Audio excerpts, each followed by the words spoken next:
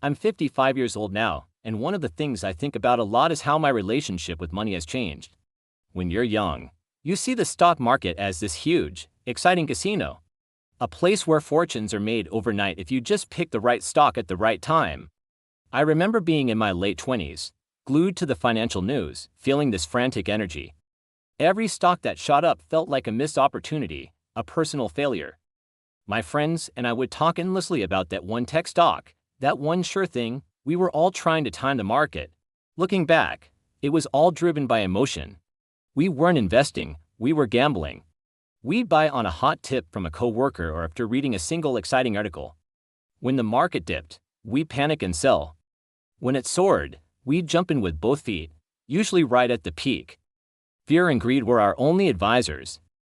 It was a constant cycle of anxiety and small, fleeting wins overshadowed by bigger, more painful losses. We weren't building wealth, we were just churning our accounts, paying fees, and stressing ourselves out. The real consequence of all that frantic activity wasn't just the money I lost, which was significant enough. The real cost was time. For about a decade, my portfolio basically went nowhere. It would go up, I'd get excited. It would go down, I'd get scared and sell.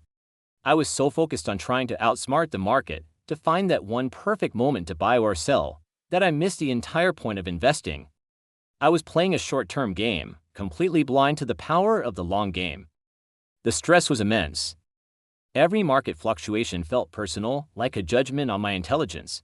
My turning point wasn't some dramatic event. There was no single stock market crash that wiped me out.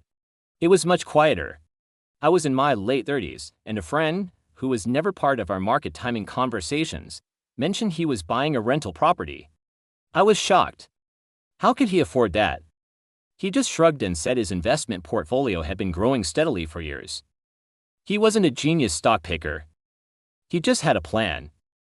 He had allocated his money across different types of asset stocks, bonds, real estate funds, and he just left it alone. He contributed regularly, rebalanced once a year, and otherwise ignored the daily noise. That conversation hit me like a ton of bricks. While I had been chasing adrenaline, he had been building wealth.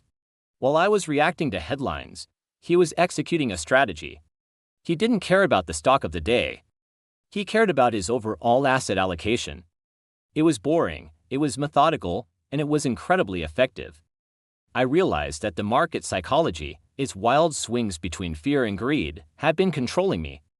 I was a puppet, and the daily price action was pulling the strings. What I can never get back is that first decade of my investing life. From my late 20s to my late 30s. That's 10 years of compound growth I just threw away.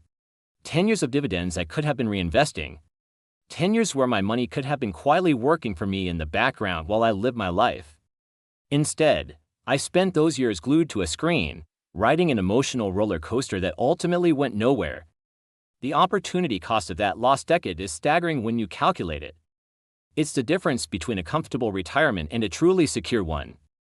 It's a painful lesson in the power of time. If I could go back and talk to my 25-year-old self, I'd tell him to stop trying to be a hero. I'd say, the market doesn't care about your gut feelings. It doesn't care about that article you read. All the drama, all the excitement, it's just noise designed to make you act impulsively. I'd tell him that your greatest asset isn't your ability to predict the future, but your ability to create a plan and stick to it.